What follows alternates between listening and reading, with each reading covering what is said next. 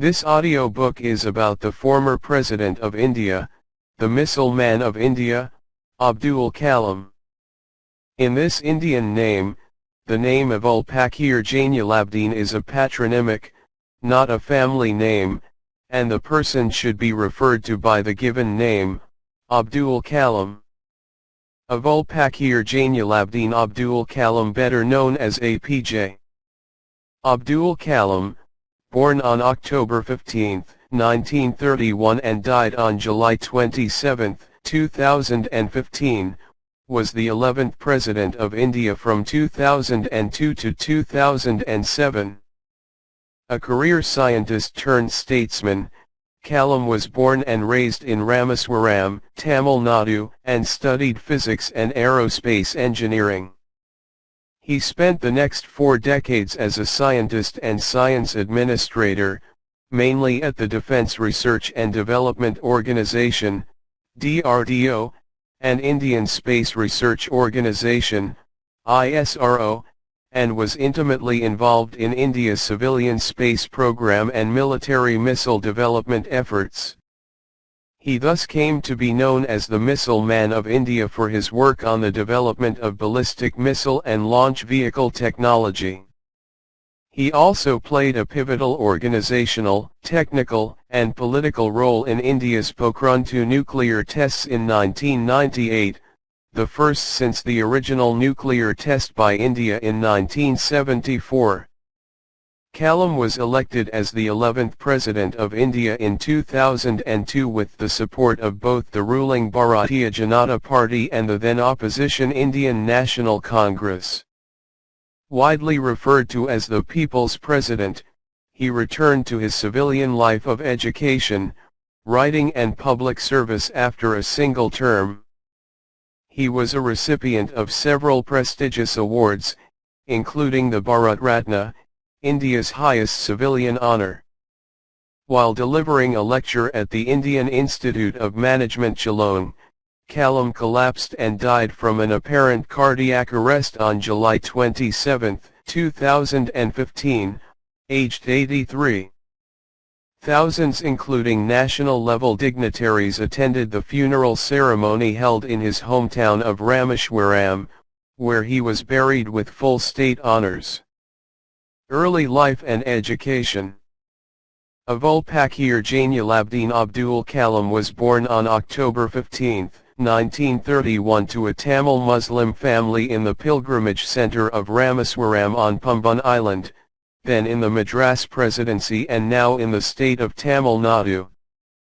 His father Jainulabdin was a boat owner and imam of a local mosque. His mother Ashiyama was a housewife. His father owned a ferry that took Hindu pilgrims back and forth between Rameswaram and the now uninhabited Dhanushkodi. Kalam was the youngest of 4 brothers and 1 sister in his family. His ancestors had been wealthy traders and landowners, with numerous properties and large tracts of land. Their business had involved trading groceries between the mainland and the island and to and from Sri Lanka, as well as ferrying pilgrims between the mainland and Pamban. As a result, the family acquired the title of Mara Kalami Yakivar, wooden boat steerers, which over the years became shortened to Marakir. With the opening of the Pamban Bridge to the mainland in 1914, however, the businesses failed and the family fortune and properties were lost over time, apart from the ancestral home. By his early childhood, Kalam's family had become poor. At an early age, he sold newspapers to supplement his family's income. In his school years, Kalam had average grades but was described as a bright and hard-working student who had a strong desire to learn. He spent hours on his studies, especially mathematics. After completing his education at the Schwartz Higher Secondary School, Ramanathapuram, Kalam went on to attend St. Joseph's College, Tiruchirappalli, then affiliated with the University of Madras, from where he graduated in physics in 1954. He moved to Madras in 1955 to study aerospace engineering in Madras Institute of Technology. While Kalam was working on a senior class project, the dean was dissatisfied with his lack of progress and threatened to revoke his scholarship unless the project was finished within the next 3 days.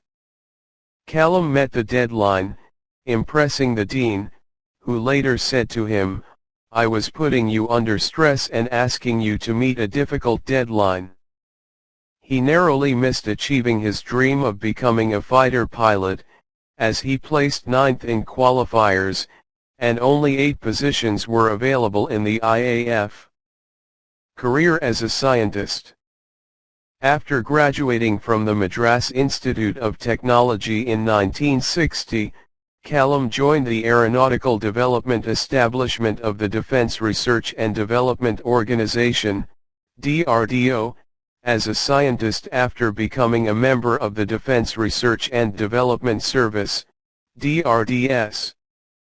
He started his career by designing a small hovercraft, but remained unconvinced by his choice of a job at DRDO. Kalam was also part of the INCO-SPAR committee working under Vikram Sarabhai, the renowned space scientist. In 1969, Kalam was transferred to the Indian Space Research Organisation, ISRO, where he was the project director of India's first satellite launch vehicle, SLV-3, which successfully deployed the Rohini satellite in near-Earth orbit in July 1980. Kalam had first started work on an expandable rocket project independently at DRDO in 1965. In 1969, Kalam received the government's approval and expanded the program to include more engineers. In 1963 to 1964, he visited NASA's Langley Research Center in Hampton, Virginia, Goddard Space Flight Center in Greenbelt, Maryland, and Wallops Flight Facility. Between the 1970s and 1990s, Kalam made an effort to develop the Polar Satellite Launch Vehicle, PSLV, and SLV-3 projects, both of which proved to be successful. Kalam was invited by Raja Ramanna to witness the country's first nuclear test, Smiling Buddha as the representative of TBRL, even though he had not participated in its development. In the 1970s, Kalam also directed 2 projects, Project Devil and Project Valiant, which sought to develop ballistic missiles from the technology of the successful SLV program. Despite the disapproval of the Union Cabinet, Prime Minister Indira Gandhi allotted secret funds for these aerospace projects through her discretionary powers under Kalam's directorship. Kalam played an integral role convincing the Union Cabinet to conceal the true nature of these classified aerospace projects.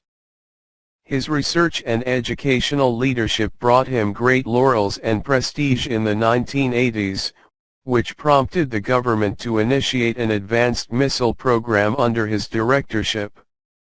Kalam and Dr. V.S. Arunachalam, metallurgist and scientific advisor to the defense minister, worked on the suggestion by the then defense minister, R. Venkatraman, on a proposal for simultaneous development of a quiver of missiles instead of taking planned missiles one after another.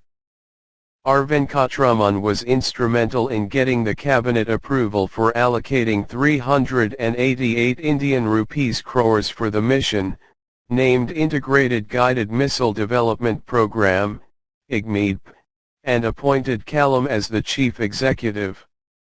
Kalam played a major part in developing many missiles under the mission, including Agni, an intermediate-range ballistic missile, and Prithvi, the tactical surface-to-surface missile, although the projects have been criticized for mismanagement and cost and time overruns. Kalam served as the chief scientific advisor to the Prime Minister and Secretary of the Defense Research and Development Organization from July 1992 to December 1999. The Pokhran II nuclear tests were conducted during this period in which he played an intensive political and technological role. Kalam served as the chief project coordinator, along with Rajgopalachidambaram, during the testing phase. Media coverage of Kalam during this period made him the country's best-known nuclear scientist. However, the director of the site test, K. Sunthanam, said that the thermonuclear bomb had been a fizzle and criticized Kalam for issuing an incorrect report. Both Kalam and Chidambaram dismissed the claims. In 1998, along with cardiologist Somarayu, Kalam developed a low-cost coronary stent, named the Kalam-Rayu stent. In 2012, the duo designed a rugged tablet computer for healthcare in rural areas, which was named the Kalam-Rayu tablet. Presidency. Kalam served as the 11th President of India, succeeding K.R. Narayanan. He won the 2002 presidential election with an electoral vote of 922,884, surpassing the 107,366 votes won by Lakshmi Sahgal.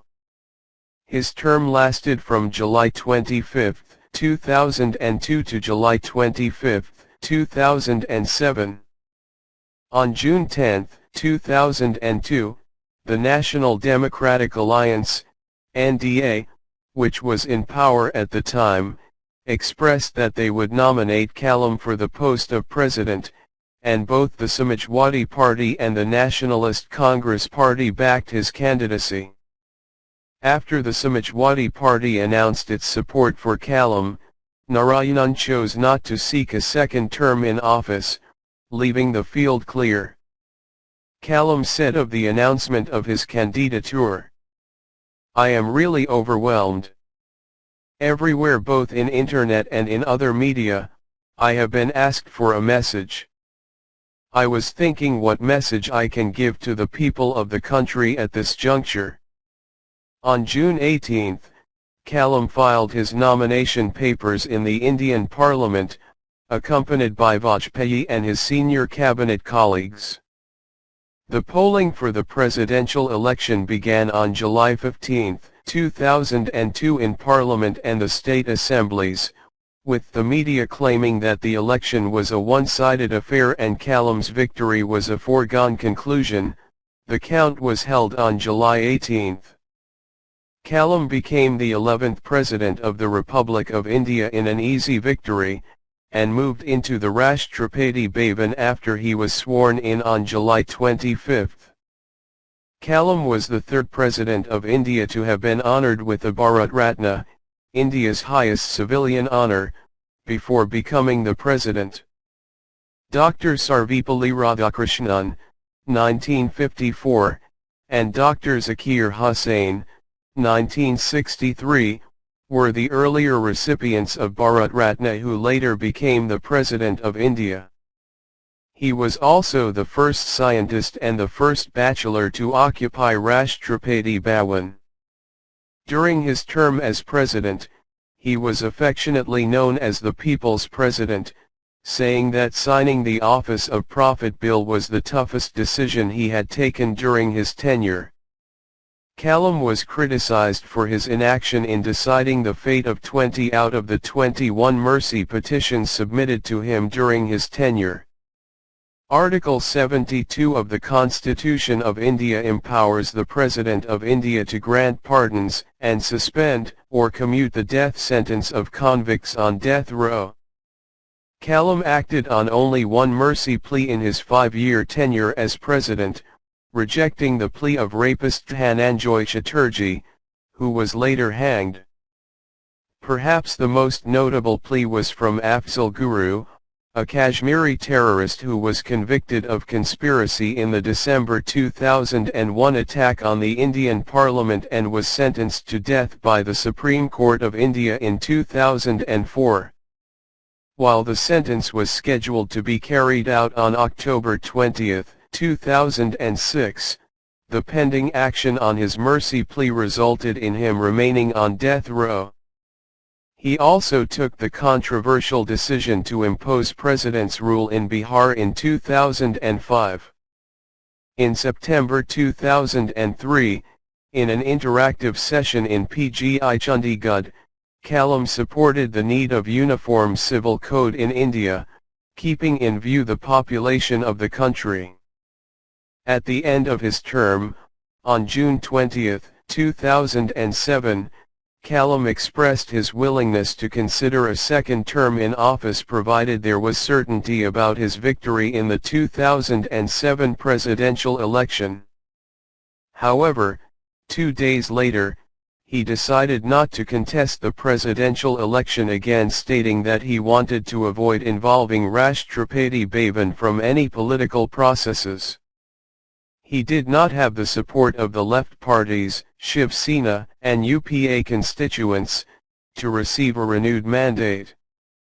Nearing the expiry of the term of the 12th President Pratibha Patil on July 24, 2012, media reports in April claimed that Kalam was likely to be nominated for his second term. After the reports, social networking sites witnessed a number of people supporting his candidature. The BJP potentially backed his nomination, saying that the party would lend their support if the Trinamool Congress, Samajwadi Party, and Indian National Congress proposed him for the 2012 presidential election. A month ahead of the election, Mulayam Singh Yadav and Mamta Banerjee also expressed their support for Kalam. Days afterwards, Mulayam Singh Yadav backed out, leaving Mamta Banerjee as the solitary supporter. On June 18, 2012, Kalam declined to contest the 2012 presidential poll. He said of his decision not to do so, Many citizens have also expressed the same wish. It only reflects their love and affection for me and the aspiration of the people. I am really overwhelmed by this support. This being their wish, I respect it. I want to thank them for the trust they have in me. Post-presidency. After leaving office, Kalam became a visiting professor at the Indian Institute of Management Shillong, the Indian Institute of Management Ahmedabad, and the Indian Institute of Management Indore, an honorary fellow of Indian Institute of Science, Bangalore, Chancellor of the Indian Institute of Space Science and Technology Thiruvananthapuram, Professor of Aerospace Engineering at Anna University, and an adjunct at many other academic and research institutions across India. He taught information technology at the International Institute of Information Technology, Hyderabad, and technology at Banaras Hindu University and Anna University. In May 2012, Kalam launched a program for the youth of India called the What Can I Give movement, with a central theme of defeating corruption.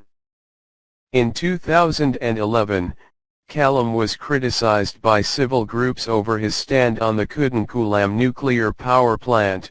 He supported the establishment of the nuclear power plant and was accused of not speaking with the local people. The protesters were hostile to his visit as they perceived him to be a pro-nuclear scientist and were unimpressed by the assurances provided by him regarding the safety features of the plant. Death. On July 27, 2015, Kalam traveled to Shillong to deliver a lecture on creating a livable planet Earth at the Indian Institute of Management Shillong. While climbing a flight of stairs, he experienced some discomfort, but was able to enter the auditorium after a brief rest. At around 6:35 p.m. IST, only 5 minutes into his lecture, he collapsed. He was rushed to the nearby Bethany Hospital in a critical condition. Upon arrival, he lacked a pulse or any other signs of life. Despite being placed in the intensive care unit, Kalam was confirmed dead of a sudden cardiac arrest at 7:45 p.m. IST. His last words, to his aide Srijan Pal Singh, were reportedly, "Funny guy. Are you doing well?" Following his death, Kalam's body was airlifted in an Indian Air Force helicopter from Shillong to Guwahati, from where it was flown to New Delhi on the morning of July 28 in an Air Force C-130J Hercules. The flight landed at Palam Air Base that afternoon and was received by the President, the Prime Minister, Chief Minister of Delhi Arvind Kejriwal, and the three service chiefs of the Indian Armed Forces, who laid wreaths on Kalam's body. His body was then placed on a gun carriage draped with the Indian flag and taken to his Delhi residence at 10 Rajaji Marg. There, the public and numerous dignitaries paid homage, including former Prime Minister Manmohan Singh, Congress President Sonia Gandhi and Vice President Rahul Gandhi, and Uttar Pradesh Chief Minister Akhilesh Yadav.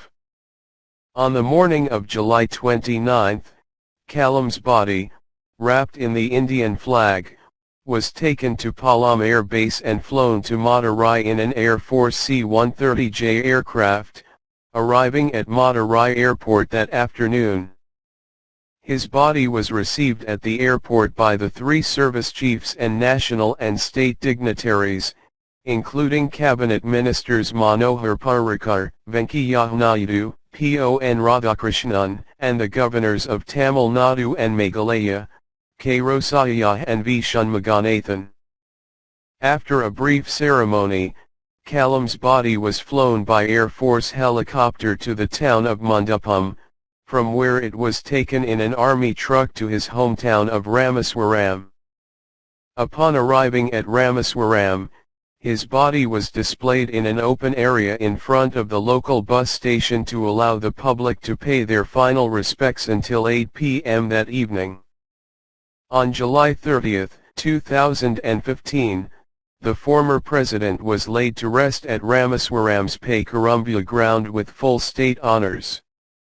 Over 350,000 people attended the last rites, including the Prime Minister, the Governor of Tamil Nadu and the Chief Ministers of Karnataka, Kerala, and Andhra Pradesh. Reactions. India reacted to Kalam's death with an outpouring of grief. Numerous tributes were paid to the former president across the nation and on social media. The Government of India declared a 7-day state mourning period as a mark of respect. President Pranab Mukherjee, Vice President Hamid Ansari, Home Minister Rajnath Singh, and other leaders condoled the former president's demise. Prime Minister Narendra Modi said Dr. Kalam's death is a great loss to the scientific community. He took India to great heights. He showed the way.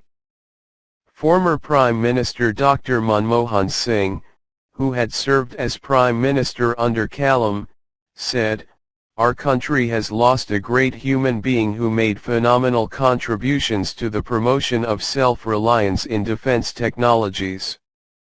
I worked very closely with Dr. Kalam as Prime Minister and I greatly benefited from his advice as President of our country. His life and work will be remembered for generations to come."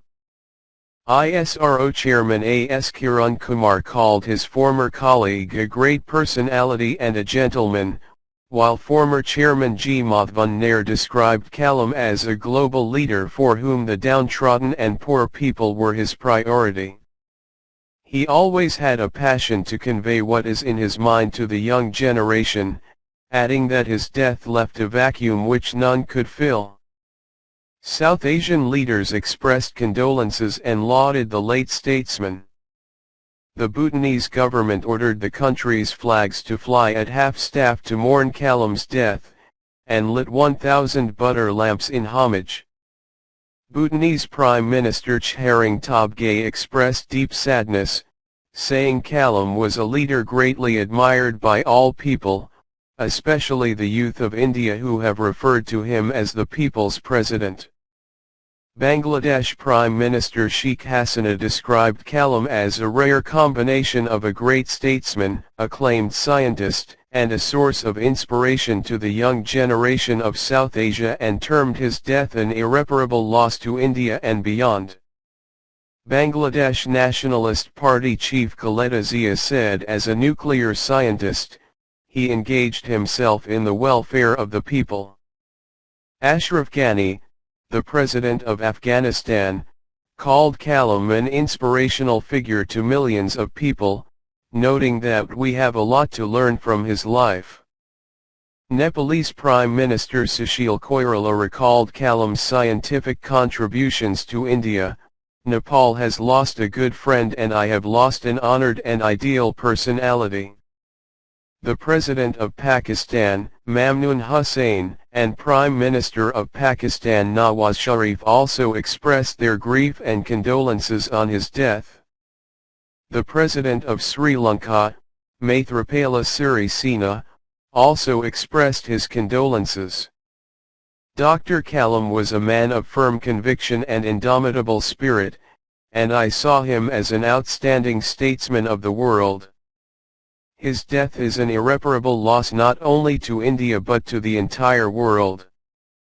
Maldivian President Abdullah Yameen and Vice President Ahmed Adhib condoled Kalam's death, with Yameen naming him as a close friend of the Maldives who would continue to be an inspiration to Indians and generations of South Asians. Former President Maumoon Abdul Gayoom, who had made an official visit to India during Kalam's presidency, termed his demise as a great loss to all of humankind. The Commander-in-Chief of the Myanmar Armed Forces, Senior General Min Aung Hlaing, expressed condolences on behalf of the Myanmar government. The Dalai Lama expressed his sadness and offered condolences and prayers, calling Kalam's death an irreparable loss.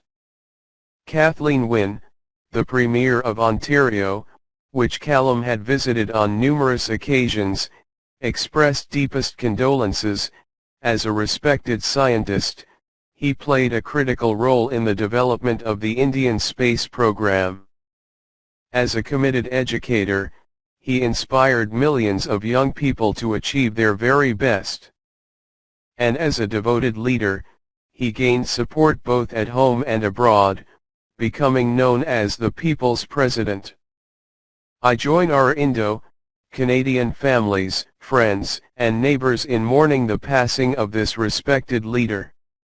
United States President Barack Obama extended deepest condolences to the people of India on the passing of former Indian President Dr. APJ Abdul Kalam, and highlighted his achievements as a scientist and as a statesman, notably his role in strengthening U.S.-India relations and increasing space cooperation between the two nations. Suitably named the People's President, Dr. Kalam's humility and dedication to public service served as an inspiration to millions of Indians and admirers around the world. Russian President Vladimir Putin expressed sincere condolences and conveyed his sympathy and support to the near and dear ones of the deceased leader, to the government, and entire people of India.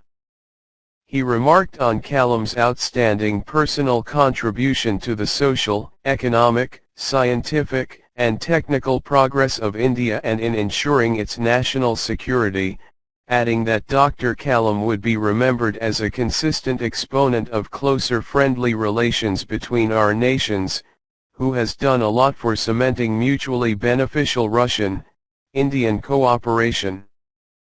Other international leaders including former Indonesian President Susilo Bambang Yudhoyono, Malaysian Prime Minister Najib Razak, Singaporean Prime Minister Lee Hsien Loong, President of the United Arab Emirates Sheikh Khalifa bin Zayed Al Nahyan, and Vice President and Prime Minister of the United Arab Emirates and Emir of Dubai Sheikh Mohammed bin Rashid Al Maktoum also paid tribute to Kalam. In a special gesture, Secretary-General of the United Nations Ban Ki-moon visited the permanent mission of India to the UN and signed a condolence book. The outpouring of grief around the world is a testament of the respect and inspiration he has garnered during and after his presidency.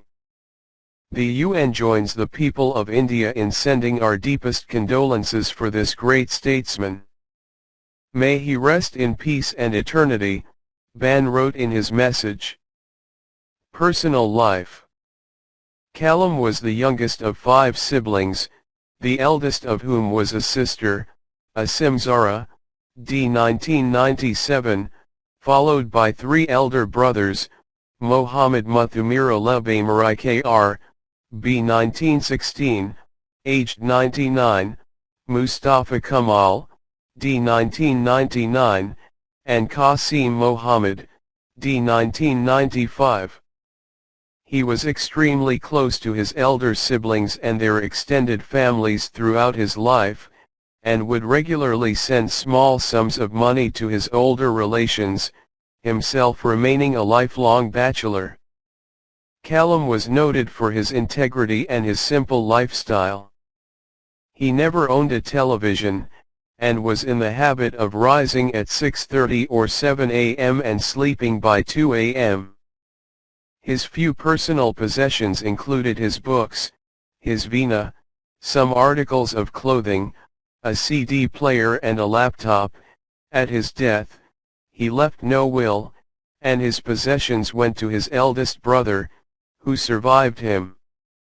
In the 2011 Hindi film I Am Kalam, Kalam is portrayed as a positive influence on a poor but bright Rajasthani boy named Chotu, who renames himself Kalam in honor of his idol.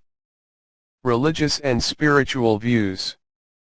Religion and spirituality were very important to Kalam throughout his life. In fact, he made his own spiritual journey the subject of his final book, Transcendence, My Spiritual Experiences with Pramukh Swamiji. Islam. A proud and practicing Muslim, daily namaz and fasting during Ramadan were integral to Kalam's life. His father, the imam of a mosque in his hometown of Rameswaram, had strictly instilled these Islamic customs in his children. His father had also impressed upon the young Kalam the value of interfaith respect and dialogue. As Kalam recalled, every evening, my father A.P. Jainulabdin, an imam, Pakshi Lakshmana Sastari, the head priest of the Ramnathasvami Hindu temple, and a church priest used to sit with hot tea and discuss the issues concerning the island. Such early exposure convinced Kalam that the answers to India's multitudinous issues lay in dialogue and cooperation among the country's religious, social, and political leaders. Moreover, since Kalam believed that respect for other faiths was one of the key cornerstones of Islam, he was fond of saying, "For great men, religion is a way of making friends. Small people make religion a fighting tool." Syncretism. One component of Kalam's widespread popularity among diverse groups in India, and an enduring aspect of his legacy, is the syncretism he embodied in appreciating various elements of the many spiritual and cultural traditions of India. In addition to his faith in the Quran and Islamic practice, Kalam was well versed in Hindu traditions. He learned Sanskrit, read the Bhagavad Gita, and he was a vegetarian. Kalam also enjoyed writing Tamil poetry, playing the veena, a South Indian string instrument, and listening to Carnatic devotional music every day. In 2002, in one of his early speeches to Parliament after becoming president, he reiterated his desire for a more united India, stating that during the last 1 year I met a number of spiritual leaders of all religions. And I would like to endeavor to work for bringing about unity of minds among the divergent traditions of our country. Describing Kalam as a unifier of diverse traditions, Congress leader Shashi Tharoor stated, "Kalam was a complete Indian, an embodiment of the eclecticism of India's heritage of diversity." BJP leader L.K. Advani concurred that Kalam was the best exemplar of the idea of India, one who embodied the best of all the cultural and spiritual traditions that signify India's unity in immense diversity. This was most strikingly evident in the second-to-last book he published, presciently titled Transcendence, My Spiritual Experiences with Pramukh Swami. Pramukh Swami as Guru. Kalam's desire to meet spiritual leaders to help create a more prosperous, spiritual, and unified India was what initially led him to meet Pramukh Swami, the Hindu guru of the BAPS Swaminarayan Sampradaya, who Kalam would come to consider his ultimate spiritual teacher and guru. The first of 8 meetings between Kalam and Pramukh Swami over a 14-year period took place on June 30, 2001 in New Delhi, during which Kalam described being immediately drawn to Pramukh Swami's simplicity and spiritual purity. Kalam stated that he was inspired by Pramukh Swami throughout their numerous interactions. One such incident occurred the day following the terrorist attack on BAPS Axhardham, Gandhinagar complex in September 2002. Pramukh Swami prayed for, and sprinkled holy water upon, the sites of all of the deceased, including the terrorists, demonstrating the view that all human life is sacred. Kalam recalled being moved by Pramukh Swami's equanimity and compassion, citing this incident as one of his motivations for writing Transcendence, My Spiritual Experiences with Pramukh Swamiji. Summarizing the effect that Pramukh Swami had on him, Kalam stated that Pramukh Swami has indeed transformed me. He is the ultimate stage of the spiritual ascent in my life. Pramukh Swamiji has put me in a God-synchronous orbit. No maneuvers are required anymore, as I am placed in my final position in eternity. Following Kalam's death a month after his final book was released, co-author Arun Tiwari pointed to this passage as potentially prophetic and premonitory of Kalam's death. Writings. In his book India 2020, Kalam strongly advocated an action plan to develop India into a knowledge superpower and a developed nation by the year 2020. He regarded his work on India's nuclear weapons program as a way to assert India's place as a future superpower. I have identified 5 areas where India has a core competence for integrated action. 1. Agriculture and food processing. 2. Education and healthcare. 3. Information and communication technology. 4. Infrastructure, reliable and quality electric power, surface transport, and infrastructure for all parts of the country. And 5. Self-reliance in critical technologies. These 5 areas are closely interrelated and if advanced in a coordinated way, will lead to food, economic and national security.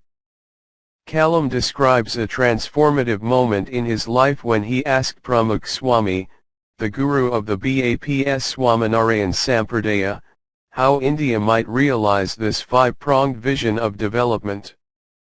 Pramukh Swami's answer to add a 6th area, developing faith in God and spirituality to overcome the current climate of crime and corruption, became the spiritual vision for the next 15 years Kalam's life, which he describes in his final book, Transcendence, My Spiritual Experiences with Pramukh Swamiji, published just a month before his death. It was reported that there was considerable demand in South Korea for translated versions of books authored by him. Kalam took an active interest in other developments in the field of science and technology, including a research program for developing biomedical implants. He also supported open source technology over proprietary software, predicting that the use of free software on a large scale would bring the benefits of information technology to more people. Kalam set a target of interacting with 100,000 students during the 2 years after his resignation from the post of scientific advisor in 1999. He explained, "I feel comfortable in the company of young people, particularly high school students. Henceforth, I intend to share with them experiences, helping them to ignite their imagination and preparing them to work for a developed India for which the road map is already available." His dream is to let every student to light up the sky with victory using their latent fire in the heart. Awards and honors. Kalam received 7 honorary doctorates from 40 universities.